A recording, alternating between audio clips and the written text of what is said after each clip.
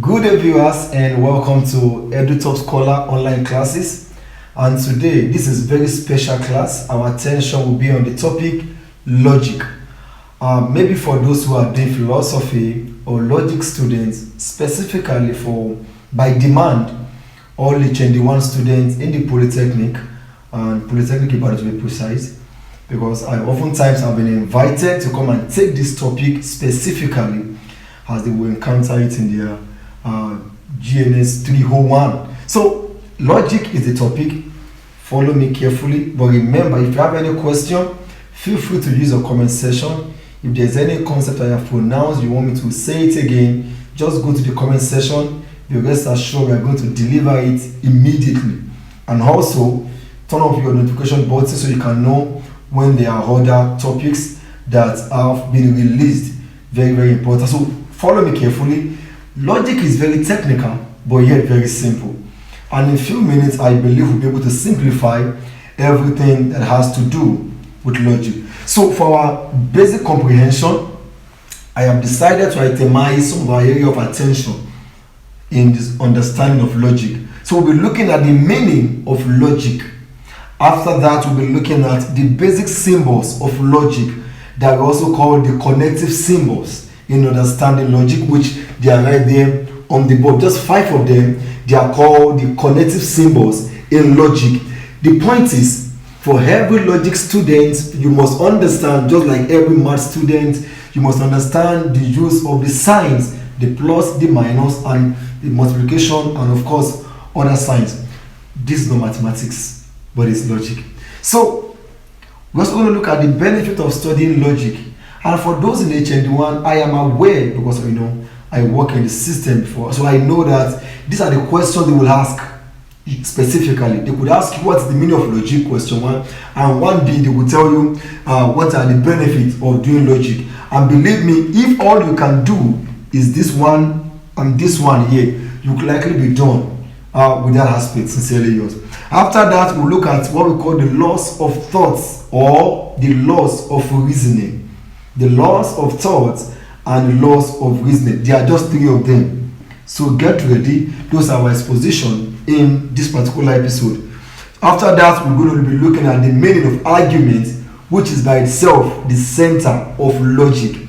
Argument that you are seeing right here is the center, again, maybe the totality of logic as a course. Under that, we'll look at the types of arguments, the inductive argument and deductive argument. After which we're going to look at the meaning of sound argument and unsound argument.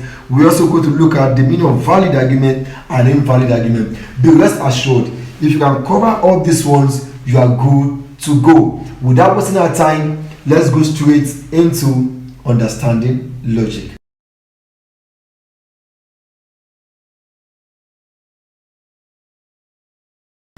So, what I'm also going to do is online class, not much of notes, but basic details that we need to know. So when you see the meaning of logic, simply put, logic anywhere in the world can simply be defined as the study of reasoning. Logic anywhere in the world can simply be defined as the study of reasoning. So it talks about the totality of human's rational capacity, how to think. All right, it talks about how we connect our thoughts together to make sense. So if you say what is logic, we are saying we want to study the depth or the basic understanding of human reasoning. Once again, logic can be defined as the study of human reasoning. That's number 1. Number 2, you can also define logic as the ability to study and differentiate between sound and unsound reasoning or sound and unsound argument, as the case may be. So logic is the totality of human reasoning, because the word logic is from the word logos, and to the Greek, logos means the mind, the mental capacity. And that's why many of them in the ancient world in Athens, all the worship is the mind, the logos, which to them is the height of rationality.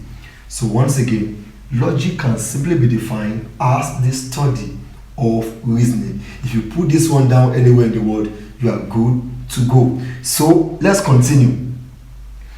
Basic symbols of logic.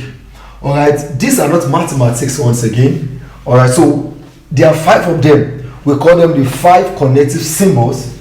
All right, the 5 connective symbols. The first one is called the conjunction sign. So the conjunction sign. Now, anywhere you see conjunction, you can represent it with dots. So this sign here is called conjunction sign. And what do we mean? When you say a statement in logic and you see and, but, they are all conjunction signs. So when I say that, oh, John is a boy and Jane a girl. So this is a statement on the board.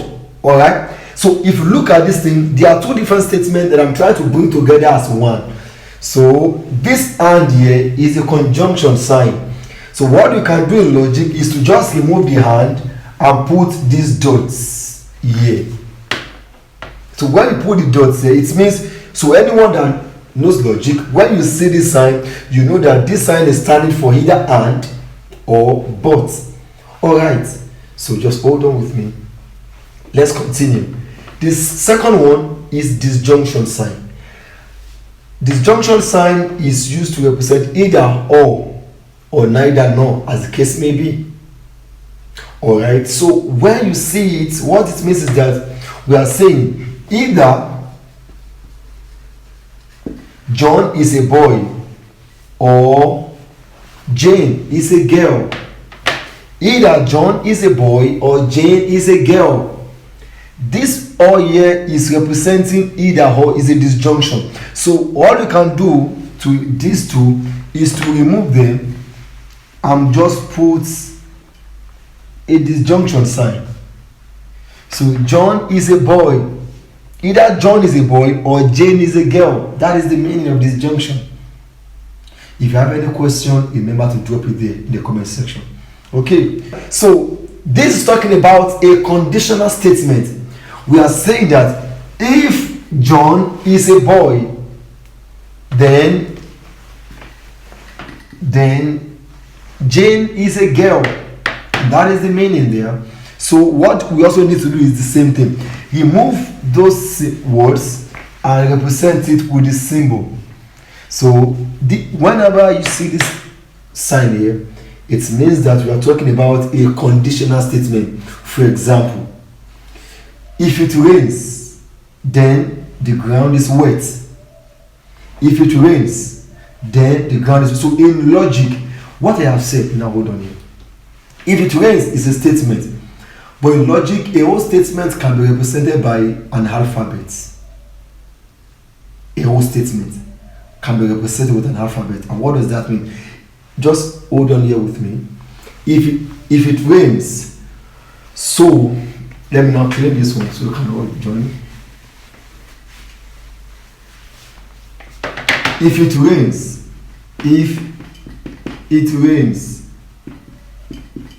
then the ground is. So all if it rains can be represented with a statement like R. If it rains, then the ground is wet. All R representing if it rains. All G, the ground is wet. So this means that if I say this statement can be represented with now R G. Is that true? Most definitely. Because I'm saying that if it rains, all that statement we call it proposition. All those propositions can be represented with an alphabet. If it rains, then conditional, the ground is wet. That is conditional. So the same thing for here. Either John is a boy, and if John is a boy, then Jane is a girl. That same thing applies without boring you. Now, this might not be necessarily important for those who are not logic students or logic major. However, I am bringing this one to you so that we can use it for the laws of thoughts. Okay, so be that as it is, let's journey forward. The fourth one is called by conditional statement. And what does that mean? If and only if. John is a boy if and only if Jane is a girl. So if and only if. So whenever you are doing logic and you see this sign, it's talking about a by condition, that is a condition that is very strong. So John will only be a boy if and only if Jane is a girl. That is the meaning. And the last one is called the negation sign. No or not. For example, if I say that John is not a boy and Jane is not a girl. So John is not a boy, just put the not there. And Jane is not a girl. That is the meaning. So John is not a boy, not J, and not G. That's me. However, I don't want to bore you with those lines, but just note those symbols. The 5 of them. The first one is called conjunction sign. Second one is disjunction sign. The third one conditional sign. The fourth one biconditional, and the last one negation sign. All them there. Just know those symbols. You can write them down so you can follow carefully. So straight to the benefit of logic. Those are the signs. Anywhere in the world, those are the 5 basic connective signs in logic. Now, let's talk about why we study logic. There are many examples. All right. Number 1, logic is used as a tool for analyzing arguments.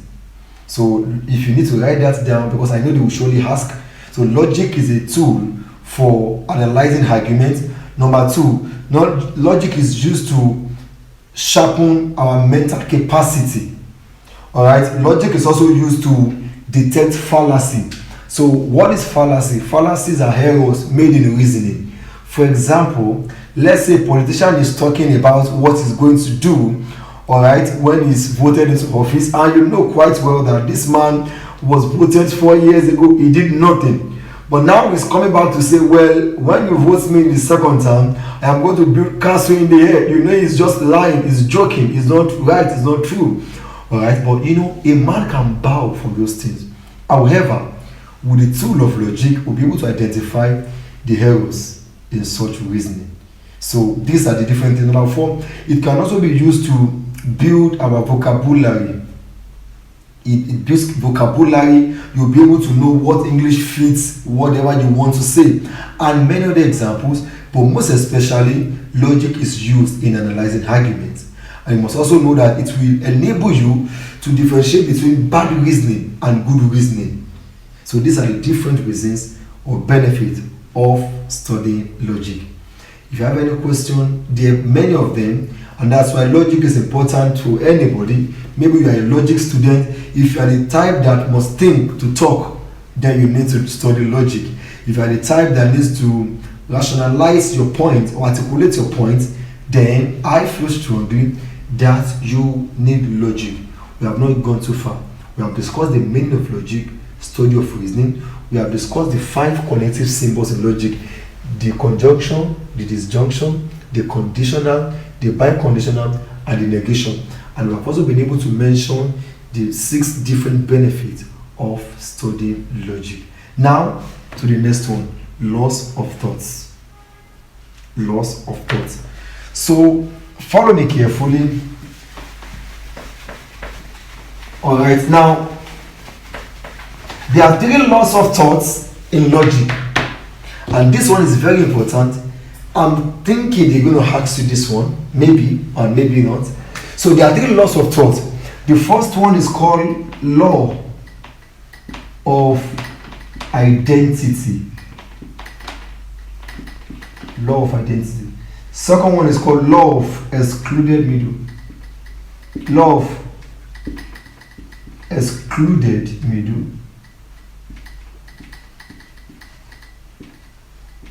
Law of excluded middle.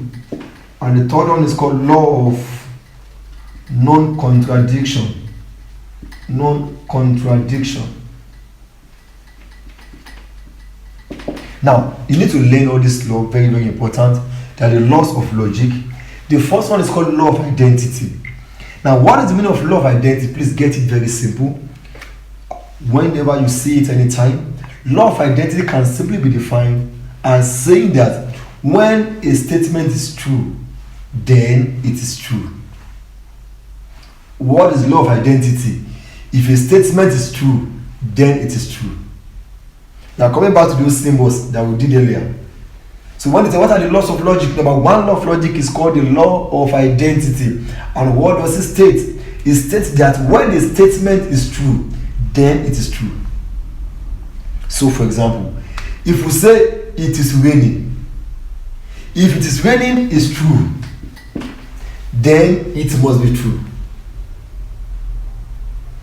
That's the first one, law of identity. If a statement is true, then it is true. So if T, then it is true. If a statement is true, then it is true. Now remember earlier I told you that anytime you see if and then, you represent it with a what? A conditional sign. So anywhere you want to write it, law of identity can also be written as T conditional T. Hope it's not still confusing. Law of identity states that if a statement is true, then it is true. Law of identity. And this is what it means here. So even in exam, if you are going to just say what, if you don't remember the meaning, if you put this sign here, anybody will know you know the meaning of law of identity. Law of identity states that if T, a statement is true, then T, it is true. Are we together? If you have any question, please put it in the comment section. So that is the law of identity. Once again, law of identity states that if a statement is true, then it is true. Full stop. Now, law of excluded middle. This one states that a statement is either true or false. A statement is either, so let me write it up. So the statement states that that's law of excluded middle. It means that a statement like this has this disjunction sign. There is one statement you know that is both true and false is never possible. It doesn't even follow reason. Alright? If we say John is a boy, we cannot still say that same John is a girl, apart from whatever. So either true or false. And what does it mean? T, and this one we told you earlier, they can be easily replaced with this because the disjunction sign is a statement is either true or false. This is law of excluded middle. A statement is either true or false. For example, if I say that it is raining, true. It is raining, false. Which means if it is raining is true, then it cannot still now be false again. So a statement, whatever it is, has a value of either being true or false. So let's move finally to the third one, which is law of non-contradiction. And what does it state? Law of contradiction states that a statement cannot be true and false at the same time. Law of non-contradiction states that a statement cannot be true and false at the same time. A statement cannot be true and false. So this is a statement cannot be true. Remember the hand, and false at the same time. So what we are saying, if we say that John is a boy, if it is true, you cannot say in that same vein, because it can't be contradictory. A statement cannot be true and false at the same time. So remember the dot we said earlier. A statement cannot be true and false at the same time. You can put this negation sign, and if you like, don't put it. What we are always saying is that a statement cannot be true, and for this false I put here is the negation sign. So if you have any question, the third one is a statement cannot be true and false at the same time. Now, so these laws of thought, generally, what we have been saying is this: that law of identity states that if a statement is true, then it is true. So, law of excluded middle states that a statement is either true or false. And the third one, law of non-contradiction, states that a statement cannot be true and false at the same time. So, I'm sure they can ask you this. Even if you don't remember the meaning, just remember this one. If you remember this 1, 2, 3, anytime you always remember the laws of thought. So that's for that on that. The 3 laws of thought. So if you have any question, once again, remember to ask in the comment section. And these things are very basic and simple. I am sure you are finding it easy to comprehend. So that will be all for now.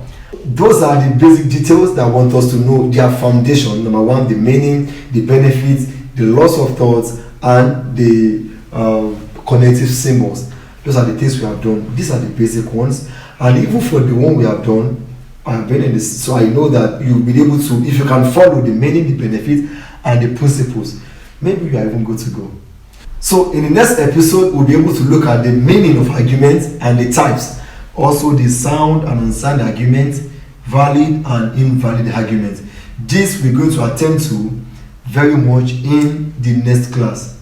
Alright, but before then, make sure you like, drop your comment, and subscribe so that you can know when we drop the next episode. Share this link with people, your friends, so they can also be a part and enjoy this class with you. Thank you very much. Remember to subscribe. See you in the next class. Bye for now.